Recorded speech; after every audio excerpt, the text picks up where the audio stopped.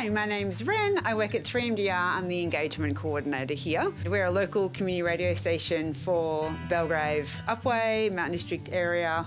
We've got a history of recording live music here at the station for over 25 years. Everyone here is a volunteer, so and the musos obviously coming in and volunteering their time. There's no payment to come in and play live on 3MDR. We'll take any genre here. We do have lots of music specialty shows. So we have blues shows, folk shows, punk shows, rock shows, soul shows, electronic, pretty much everything you can think of. One of our big strategic directions is we love to support local music, local live music where we can, and definitely love to give our local bands as much support as possible. For us, it's about encouraging bands and musicians to grow their audience and for them to find new fans, and for our listeners to perhaps find their next passion. We like to do professional development sessions and give them interview and live performance opportunities and promote them to venues and other sources like local councils and things like that. So yeah, we're very passionate about our local music scene here at 3MDR. Hey, so I'm Tro from the band Drowning Houdini. I'm the guitarist. The band was founded around 2021. So genre-wise, I'd say we're probably like hard rock, stoner rock, maybe sometimes verging on metal, but we like to keep it interesting. A lot of our first few gigs were played up in Belgrave.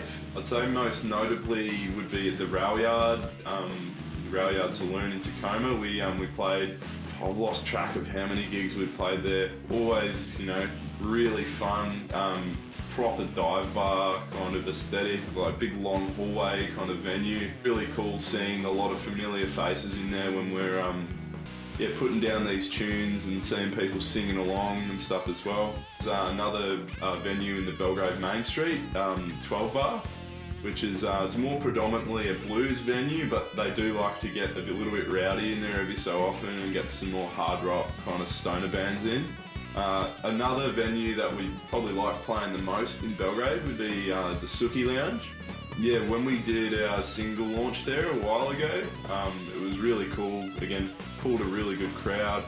Once these bands that start out in the hills move into the city and start playing gigs there, then you'll find these people coming from the city out to where we live and becoming like a part of that community, and it's awesome to see. They're like, I haven't felt like this, like somewhere like being so new to it and feel so welcome, which is just reinforces that whole idea of the community as a whole and everyone looking out for each other at gigs. And it's also great to be able to see these younger bands or like new bands coming through and be able to maybe give them some advice or get them to play on a bill with you, and to see their faces after a gig, like so stoked, like ecstatic about how it's gone for them and just the future that there might be for their band.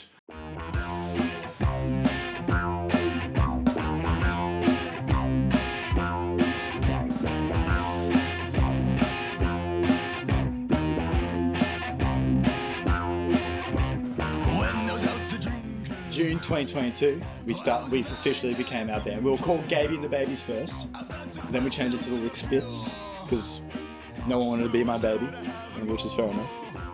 And it felt like it suited the music, I reckon. I think that's probably why we chose it. Belgrave is probably one of the most underrated musical places in Australia, 100%. We have so many bands up here, but we just don't get that much attention because we're in the hills. It makes sense that I don't think anyone who's in the Belgrave scene really cares for that either. They're just doing it because it's fun, and they all sound good.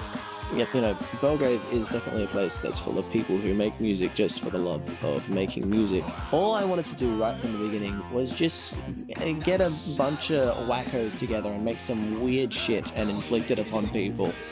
Let Belgrave bands come down into the city and let us, show off, because we've got such an awesome music scene up here.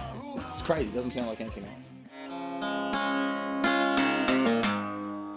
I'm Maggie Alley. I've been a musician since I was 14. I'm 22 and I'm currently working on my debut album. So I usually play with a backing band. I write acoustically But yeah, I've tried to step away more so from solo gigs in general because I don't really want to be associated as a solo acoustic artist, to be honest. I really like playing with my band and other musicians. And purely for the reasons of it fleshing out the song, to be honest, I feel like it justifies it. Because I see so many music venues closing and I see so much stuff just being obliterated by the financial and economic crisis that I'm just kind of like, ooh.